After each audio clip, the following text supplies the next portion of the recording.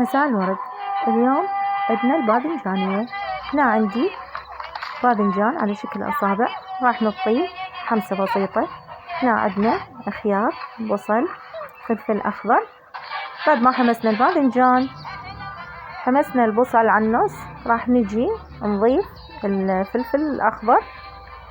بعدها راح نضيف كل المواد كاسة واحدة. هنا عندي طماطة همين على شكل أصابع. راح نضيف حامض الليمون، وراح نضيف صلصة خاصة عندي هنا بالزلاطة، وراح نضيف كاتشب.